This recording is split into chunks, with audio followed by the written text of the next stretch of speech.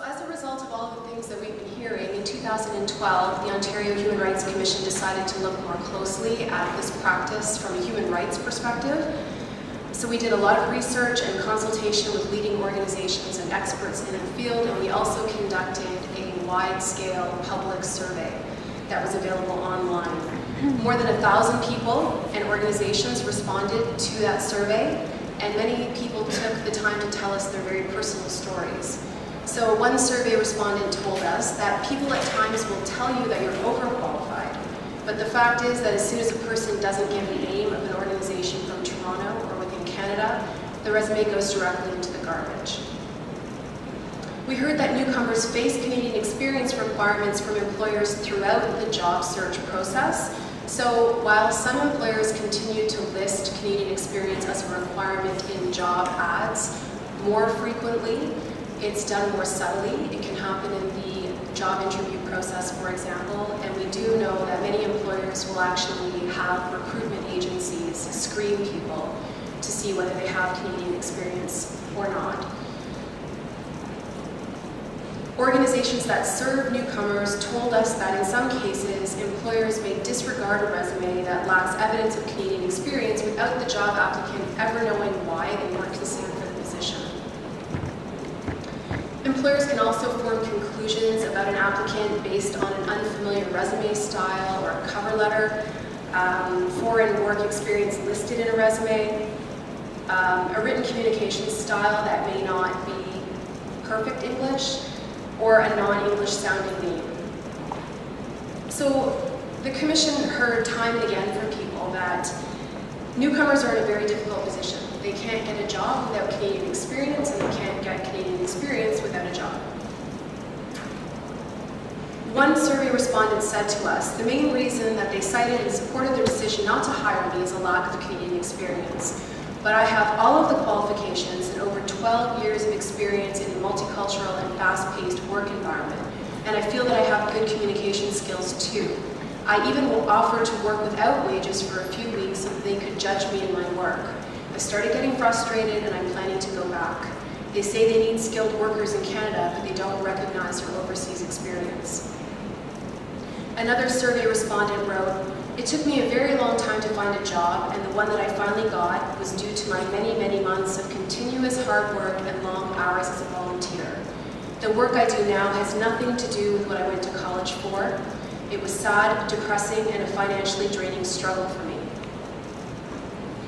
We know that similar practices are happening on the part of regulatory bodies when people go to try to continue their professions as doctors, lawyers, engineers, what have you.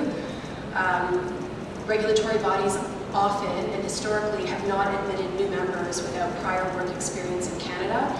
Just a note, we're 2 years now out from having released this policy, and the Ontario Human Rights Commission has met with many different regulatory bodies to talk to them about the human rights implications of them requiring Canadian experience, and I can say that many of them now have voluntarily dropped the requirement. So all of the findings that we had throughout our consultation and our survey are consistent with the findings of Statistics Canada that reported back in 2003 that a lack of Canadian experience is the most common barrier for newcomers looking for meaningful employment in Canada. Ontario's human rights legislation, known as the Ontario Human Rights Code, recognizes the dignity and worth of every person and provides for equal rights and opportunities without discrimination. We're authorized to develop policies that look at the human rights legislation that governs our province and talks about the implications of that legislation in a practical sense for some of the day-to-day human rights incidents that happen. And so it was to this end that we developed our policy on removing the Canadian experience barrier. The Ontario Human Rights Code prevents discrimination on a number of specific grounds, and these grounds include race, ancestry, color, place of origin, and ethnic origin. So people shouldn't experience barriers to employment or to accreditation based on characteristics that could be associated with any of these grounds. Discrimination under the code can be direct. This may happen, for example, if an employer outright refuses to hire somebody because of prejudices about the country where that person came from. Often, though, that's not how discrimination happens. It happens more indirectly. And there is a discrimination type called adverse effect discrimination, where there is a rule or a requirement in place that on its surface seems neutral, but when applied to individuals has an adverse effect. So we would say, for instance, that a job ad, a hiring process, or an accreditation process that limits the opportunity to people with Canadian experience has an adverse effect on newcomers. They will not yet have Canadian experience in most cases, even though they may have relevant international experience and may be qualified to do the job. Our policy makes it clear that a distinction based on where a person acquired their work experience may indirectly discriminate on the basis of grounds such as race, ancestry, place of origin, and ethnic origin.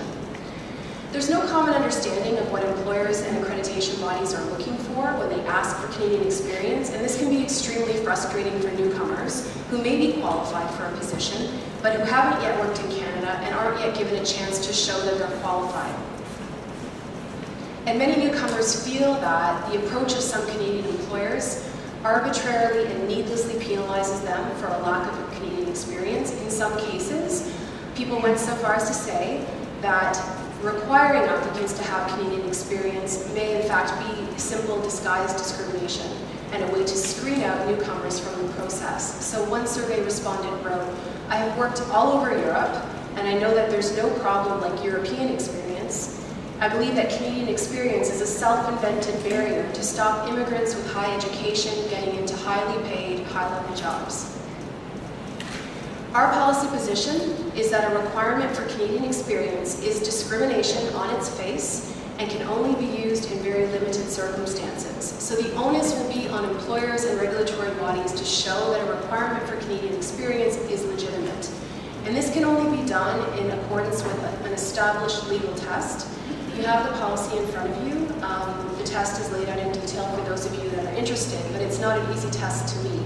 And in all of the interviews that we did and in all of the research that we did, we weren't convinced in any professional sector that anybody was really capable of meeting the Canadian experience test to show that it was in fact a bona fide requirement.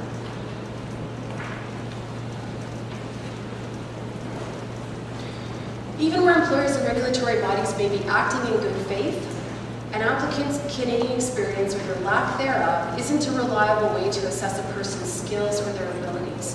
And we've included in our policy a number of best practices to help employers and regulatory bodies act in accordance with the Human Rights Code. For example, employers should be clear about the specific qualifications that they're seeking rather than using catch-all terms like Canadian experience, which nobody really understands. So if the ability to communicate effectively is what's required, the employer should state this clearly and give applicants the opportunity to show that they have this skill. Employment and accreditation decisions should not be made based on stereotypes about people or assumptions about the quality of work or educational experience not gained in Canada. Employers and regulatory bodies shouldn't treat a lack of experience in Canada as the equivalent to negative work experience or a bad employer reference, for example. The Commission's survey revealed a strong tendency by employers to devalue foreign work experience. We had one survey respondent who wrote, "The first question is, do I have Canadian experience? Or in the worst of cases, do I have experience in Ontario? Then all of my professional background goes to the garbage can, and in some way they force me to start again from zero and I have to make all of my experience over here." The Commission's policy states that all prior work experience should be considered regardless of where it was obtained. Where an applicant lacks Canadian experience for reasons related to a code ground, employers and regulatory bodies should look at other available information to make a reasonable and fair assessment. Applicants should be assessed on an individual basis rather than being screened out on the basis of general rules. And they should be given an opportunity to demonstrate that they have the relevant skills and experience in a variety of ways. Ultimately, the essential question is whether the applicant is qualified to do the job.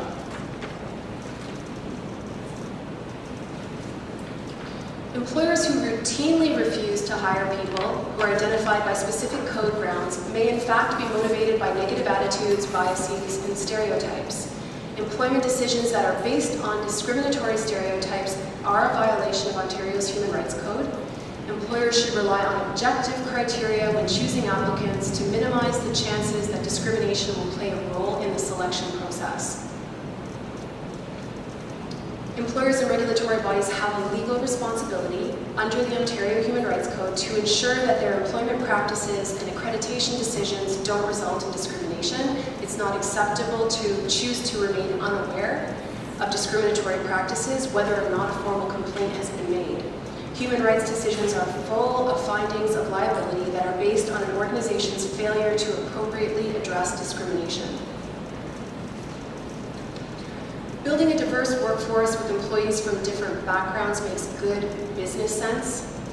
Canada as a nation benefits from the contributions of immigrants, and it needs these contributions to ensure its future economic growth and competitiveness.